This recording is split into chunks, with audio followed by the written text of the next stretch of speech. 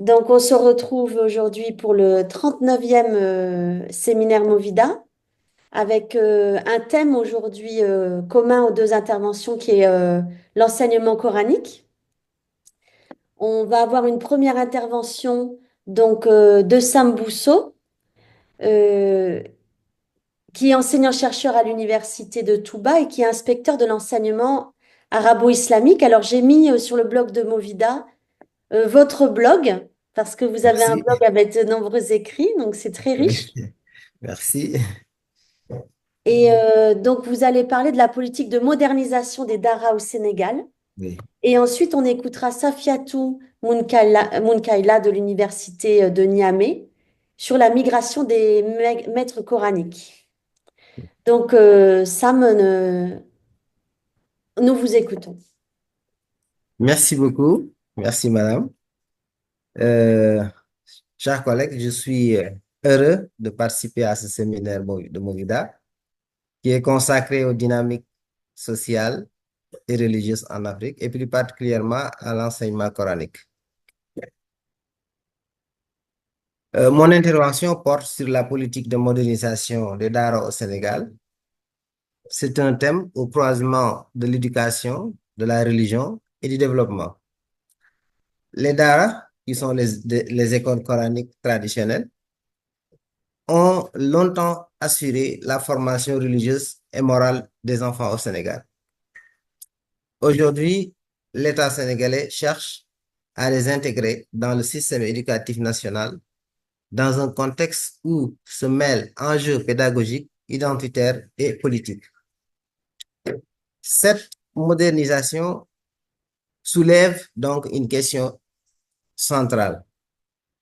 Comment concilier la fidélité à la mission spirituelle du Dara avec les exigences d'une éducation moderne et inclusive et comment surmonter les défis qui se dressent devant cette politique de modernisation.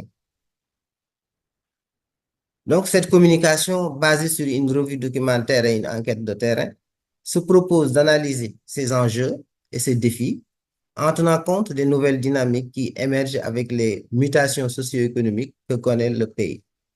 Avant d'aborder les enjeux et défis, je présente un bref aperçu historique sur la problématique des Dara. Car pour mieux comprendre les enjeux actuels de cette politique de modernisation, il est essentiel de revenir brièvement sur l'histoire des Dara.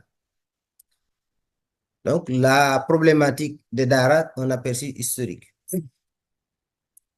Depuis des siècles, les Dara occupent une place centrale dans la formation religieuse et morale des enfants au Sénégal. Bien avant l'école moderne, ils ont assuré la transmission du savoir, de la foi et des valeurs communautaires. Pendant la colonisation, les Dara ont été des bastions de résistance culturelle et spirituelle face à la domination de l'école française. Face à cette influence, l'administration coloniale avait adopté plusieurs mesures restrictives pour les contrôler et limiter leur expansion. Je peux donner quelques exemples. Par exemple, il y avait un arrêté du gouverneur de l'AEF du 10 juillet 1896 qui imposait l'autorisation préalable pour ouvrir toute école coranique. Il y a aussi une circulaire du gouverneur général William Ponty qui recommande de tolérer les petites écoles coraniques traditionnelles, mais de surveiller strictement les écoles à vocation politique ou militantes, notamment celles dirigées par les disciples des confréries euh, dites résistantes. Il y a aussi un arrêté du gouverneur général du 27 avril 1918 qui interdisait toutes les écoles religieuses enseignant des idées contraires à l'ordre public colonial. Ainsi, dès cette époque, l'école coranique fut perçue comme un espace d'autonomie religieuse et culturelle, parfois suspect aux yeux du pouvoir. Après 1960, après l'indépendance, malgré le rôle social déterminant, les Dara sont restés en marge des politiques éducatives nationales. Les grandes réformes successives, y compris les États généraux de l'éducation et de la formation de 1981, n'ont pas réussi à leur donner une place officielle dans le système éducatif. Vers les années 2000, il y a un tournant qui s'amorçait avec l'arrivée au pouvoir du président Abdoulaye Wade. Pour la première fois, l'État engage une véritable réflexion sur la modernisation des Dara et leur intégration progressive au système éducatif national. Parmi les avancées majeures, je peux noter ou le signaler, par exemple, la construction de Dara modernes dans des grandes cités religieuses comme Touba, Tivaouane, Ndiassane, etc. Donc, c'est le président qui a pris l'initiative de construire des Dara modernes euh, en faveur de ces foyers. Il y a aussi l'introduction de l'enseignement religieux dans l'école publique. Dans l'école publique, il y avait des cours d'arabe, mais il n'y avait pas l'enseignement religieux, il n'y avait pas l'enseignement du Coran. Mais avec cette réforme, l'État a pris a autorisé ou a permis d'enseigner le Coran dans les écoles primaires publiques. Aussi, l'État avait créé des écoles franco-arabes qui enseignaient en même temps des disciplines scientifiques et aux côtés de disciplines religieuses, parmi lesquelles le Coran. Aussi, il y a la mise en place d'une inspection des Dara. Cette inspection a été créée au sein du ministère de l'Éducation. Actuellement, c'est érigé en direction. Maintenant, on dit direction des Dara.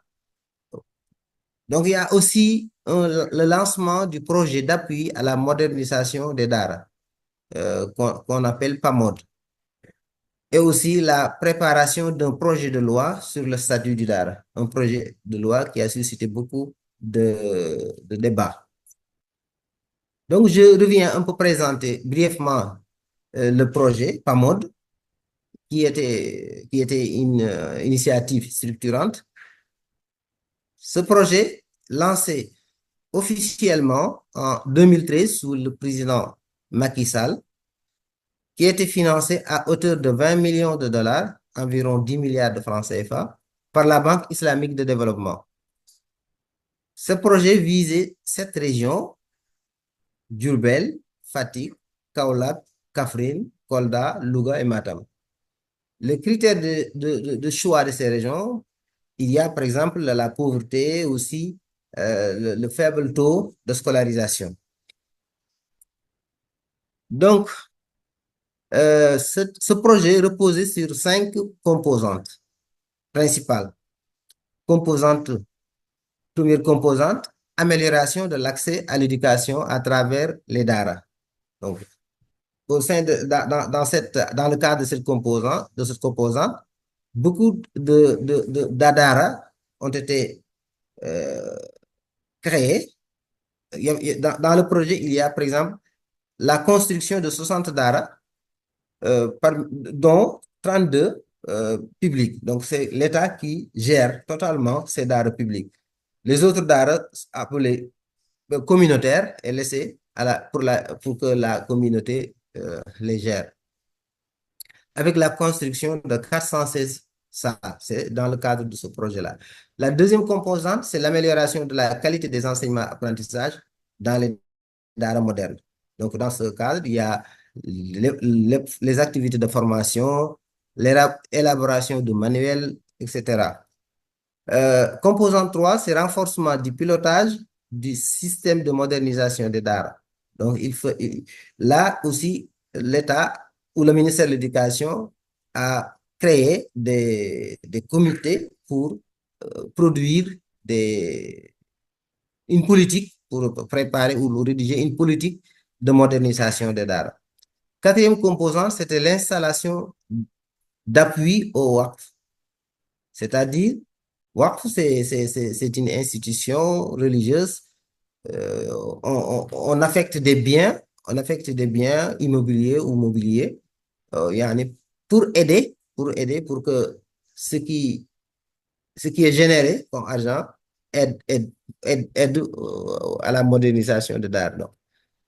Donc, dernière composante, c'était l'appui à l'unité de gestion du projet. On avait créé un comité pour gérer le projet. Cependant, cette politique ambitieuse s'est heurtée à des divergences entre acteurs, notamment autour du projet de loi sur portant et statut du Dara. Mais actuellement, avec le nouveau régime, c'est-à-dire l'arrivée au pouvoir du PASTEF, Bassirou Diomaye Faye comme président, ce nouveau régime a choisi d'inscrire sa politique éducative dans une vision renouvelée, exprimée dans l'axe 2 du référentiel Sénégal 2050. C'est leur référentiel. L'axe 2 qui est l'éthique et le capital humain.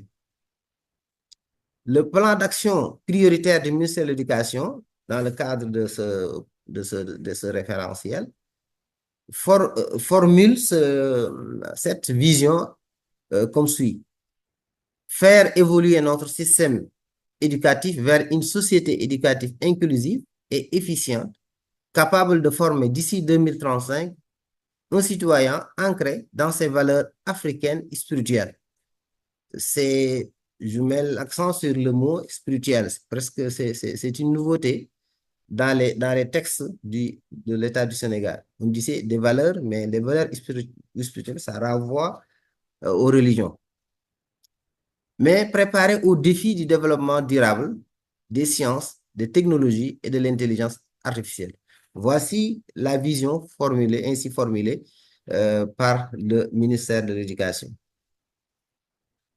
Parmi les 11 leviers stratégiques, parce qu'il y a des leviers, 11 leviers stratégiques par rapport à ce plan d'action prioritaire.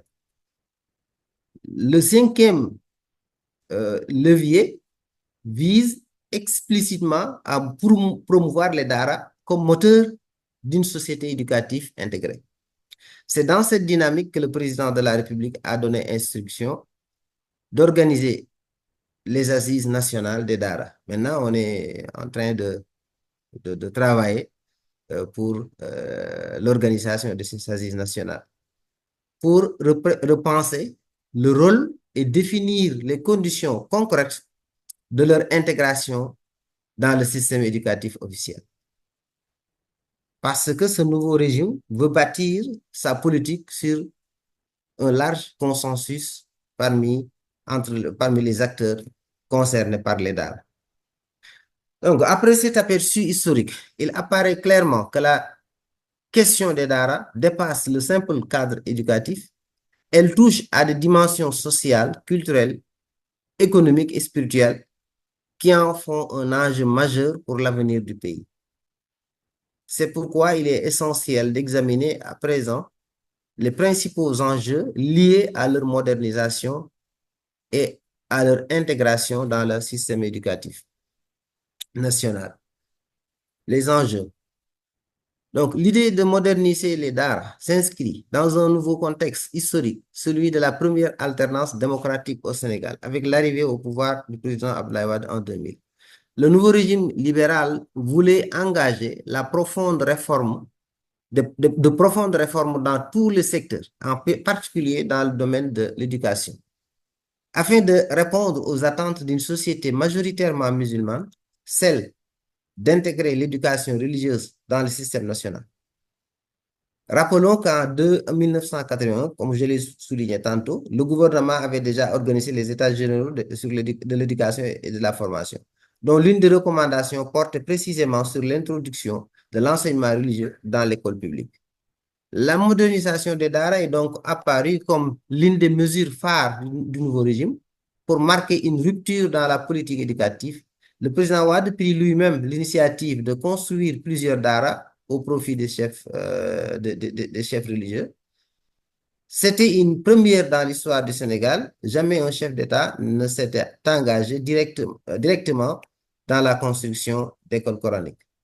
En juillet 2002, le président chargea son ministre de l'Éducation d'organiser un atelier national pour définir ce que serait un Dara moderne. Parallèlement, le Sénégal s'est engagé à atteindre l'objectif de la scolarisation universelle fixé par l'ONU dans le cadre des OMD, des objectifs du millénaire pour le développement.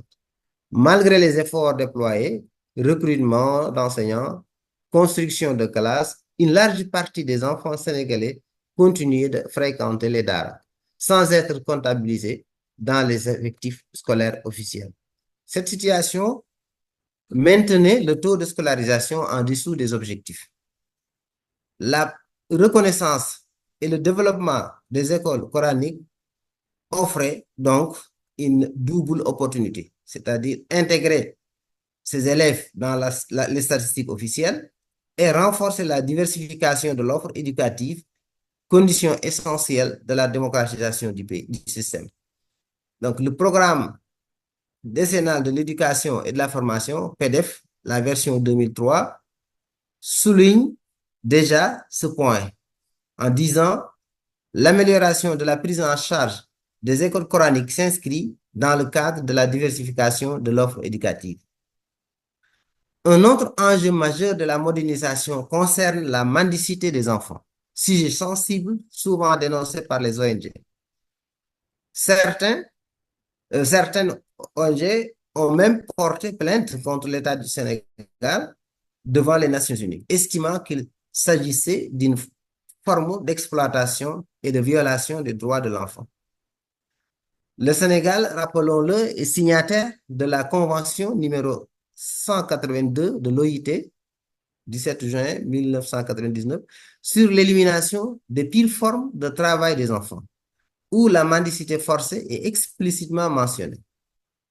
Pourtant, malgré les ratifications des textes de la loi numéro 06-2005 interdisant la mendicité forcée, le comité d'experts de l'OIT a souligné que ces engagements n'étaient pas pleinement respectés. La lutte contre la mendicité est donc l'un des moteurs principaux de l'intérêt porté par les partisans, par les partenaires au développement des Dara, d'où l'accent mis sur l'amélioration des conditions de vie et de santé des élèves, ainsi que sur le soin aux maîtres coraniques, afin de réduire la précarité qui entretient ce phénomène de mendicité. Donc, sur le plan social, tout système éducatif doit contribuer à la cohésion et à l'harmonie de la société. Mais cet objectif ne peut être atteint que si l'on prend en compte les spécificités culturelles et religieuses du pays. Donc, continuer à marginaliser les Dara reviendrait à fragiliser cette cohésion. À l'inverse, leur modernisation permettrait de construire un système éducatif plus complet, plus inclusif, capable de répondre aux besoins de toutes les composantes de la nation.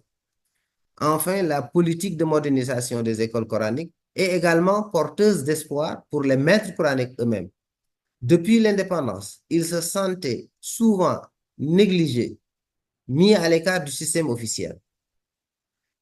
Les associés donc à la conception et à la mise en œuvre de cette réforme leur donnent une reconnaissance sociale et institutionnelle. Comme le souligne Tahir Fall, maître coranique interrogé, participer à une politique de développement de Dara, c'est se sentir enfin reconnu comme acteur à part entière de la société. Ainsi, la modernisation des Dara représente un projet éducatif majeur à la société, à la croisée des enjeux politiques, sociaux et religieux.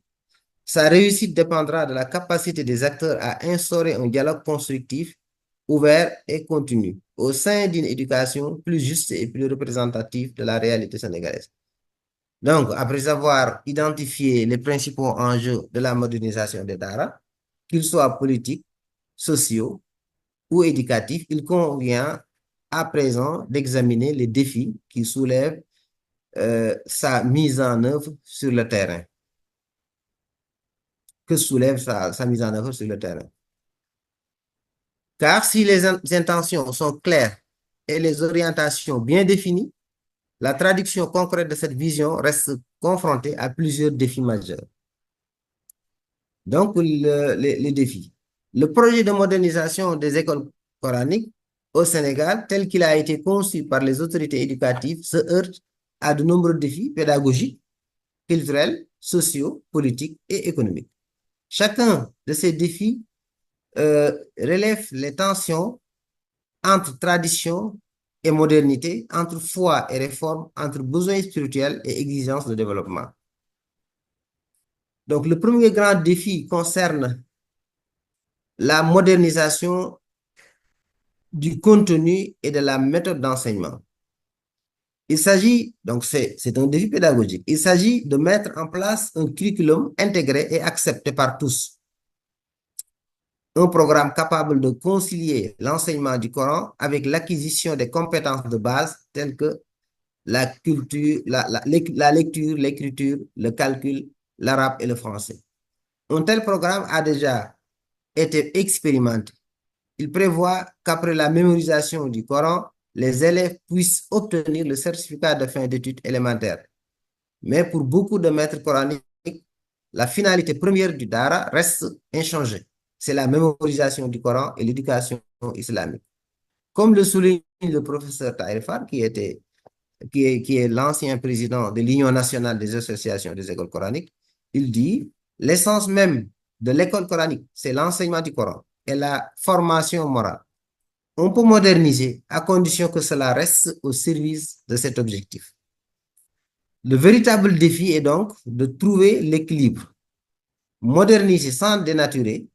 Certaines critiques estiment que l'introduction de nouvelles matières distrait les élèves et ralentit la mémorisation du Coran.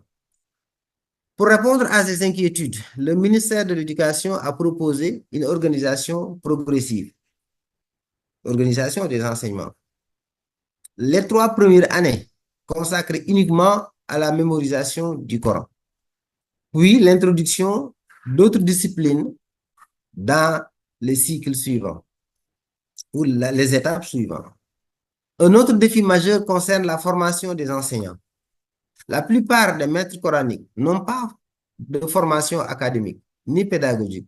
Dans une étude réalisée par le ministère de l'Éducation sur les Dara, plus de 82% n'ont aucun diplôme scolaire et 98% n'ont reçu aucune formation professionnelle. Le ministère a donc lancé en 2016 un programme de formation dans les centres régionaux de formation du personnel de l'éducation, CRFPE. Ces formations visent à initier les maîtres coraniques à la pédagogie, de l'intégration, à la psychopédagogie et aux bases de la didactique moderne. Mais un problème demeure. Le niveau en langue arabe de nombreux enseignants est trop faible pour suivre efficacement ces formations. Enfin, plusieurs experts soulignent que le projet officiel n'a pas toujours tenu compte des expériences réussies de modernisation locale, déjà menées par certains Dara qui préparent leurs élèves aux examens nationaux et aux diplômes arabes, contre les défis culturels et sociaux. Donc, un second type de défi est culturel et identitaire. Le Sénégal vit depuis longtemps une tension entre culture islamique et héritage occidental, conséquence directe de la colonisation. Les autorités coloniales avaient cherché à affaiblir les écoles coraniques au profit de l'école française. Et cette hiérarchie s'est souvent prolongée après l'indépendance. Cette histoire explique qu'en partie, la méfiance persiste parmi les maîtres coraniques. Toujours, il y a une méfiance envers l'État. La laïcité du régime est parfois perçue comme une hostilité envers l'islam, ce qui rend toute réforme éducative délicate. Beaucoup redoutent que la modernisation soit en réalité une tentative d'assimilation. Le défi majeur est donc de bâtir la confiance entre l'État et les acteurs religieux. Sans cette confiance, toute réforme risque d'être vue comme une menace pour l'enseignement du Coran. Certains maîtres coraniques craignent aussi que la modernisation ne profite qu'à l'école française, en ouvrant des passerelles vers l'enseignement public, sans reconnaissance inverse. D'autres estiment que l'aide financière de l'État pourrait affaiblir leur dépendance spirituelle à Dieu, seule source légitime de subsistance pour celui qui enseigne le livre saint. Dans ce contexte, le soutien des confréries soufis est essentiel. Elles sont les véritables garantes de la légitimité religieuse et morale du projet. Un refus de la part d'un calife, par exemple, peut s'ouvrir s'ouvrirait, par exemple, à bloquer toute la réforme. Donc, les défis politiques. L'école coranique n'est pas seulement une question d'éducation, c'est aussi une question politique.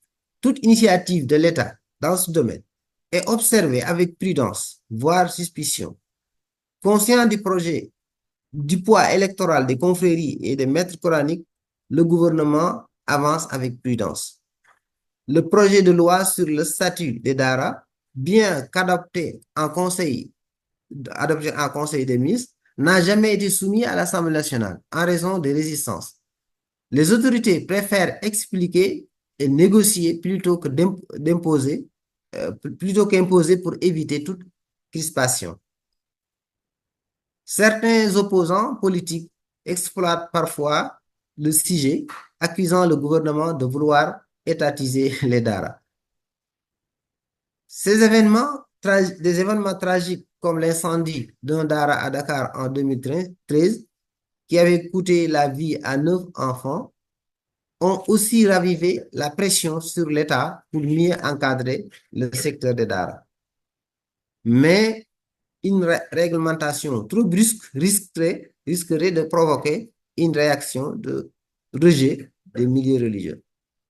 Donc, les défis économiques.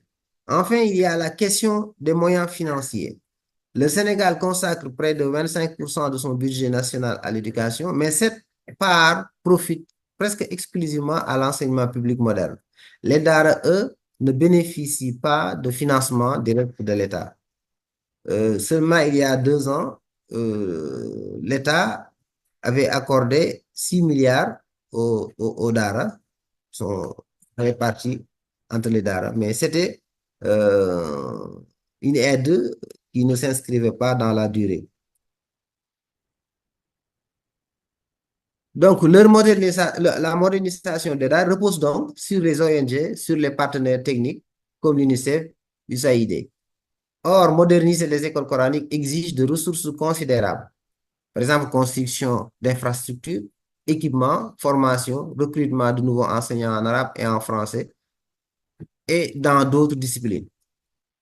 Pour tenter de répondre à ce défi, le Sénégal a adopté en 2015 une loi numéro 2011-2015, du 6 mai 2015, créant un fonds appelé WACF, un fonds WACF. WACF, comme je l'ai expliqué, c'est une institution islamique qui consiste à affecter de manière permanente des biens à des fins religieuses ou charitables, destinés à soutenir le secteur éducatif islamique. Mais la mise en œuvre concrète de ce mécanisme reste encore limitée. En somme, les défis de la modernisation des Dara sont multiples et profonds. Ils touchent à la fois au cœur de la foi et à la structure sociale et à la gouvernance politique et à la répartition des ressources. Les relevés supposent une concertation sincère entre l'État, les maîtres coraniques, les confréries et les partenaires techniques, dans le respect des valeurs spirituelles qui font la richesse du système éducatif sénégalais. Pour conclure, en définitive, la modernisation des Dara au Sénégal s'inscrit dans une dynamique à la fois nationale et spirituelle, celle de concilier la fidélité à notre héritage religieux et culturel avec des exigences d'un monde en profonde transformation. Elle exprime la volonté de l'État de bâtir un système éducatif inclusif, respectueux de la diversité des modèles d'apprentissage, mais aussi attentif aux impératifs du développement humain durable. Les enjeux sont clairs et promoteurs. Ils touchent à la pédagogie, au social et à l'économie et à l'identité même de notre société. Mais les défis restent nombreux. la formation des enseignants, la clarification des programmes, la mobilisation de ressources financières stables et surtout la réconciliation, la reconstruction d'une confiance durable entre l'État et les acteurs religieux. La réussite de cette réforme existe donc un dialogue constant, une concertation sincère et une approche progressive fondée non pas sur l'opposition entre école coranique et école publique, mais sur leur complémentarité. Moderniser les Dara, ce n'est pas les dénaturer. C'est au contraire leur donner les moyens de poursuivre leur mission spirituelle, celle de transmettre le savoir religieux, tout en ouvrant les esprits à la science et à la citoyenneté et aux valeurs du vivre ensemble. C'est dans cet équilibre entre foi et savoir, entre tradition et modernité, que le Sénégal pourra former des générations à la fois ancrées dans leurs valeurs spirituelles et ouvertes aux défis du monde contemporain. Consciente de ces enjeux, les nouvelles autorités ont engagé de larges concertations inclusives avec l'ensemble des acteurs concernés afin de dégager un consensus solide qui serve de base à une politique nationale cohérente et durable en faveur de Dara. Merci pour votre attention. Merci beaucoup, Sam Bousso, pour cette présentation passionnante sur un sujet délicat, hein. Vous avez bien montré d'ailleurs tous les enjeux qui étaient sous-jacents, les possibilités de divergence. On voit que la réforme n'est pas gagnée, puisque finalement, c'est un chantier qui dure depuis déjà plus de 20 ans. Oui. Alors, on va ouvrir aux discussions, questions. Euh, j'en ai une d'abord, bien sûr, Sophie en a aussi également, et puis des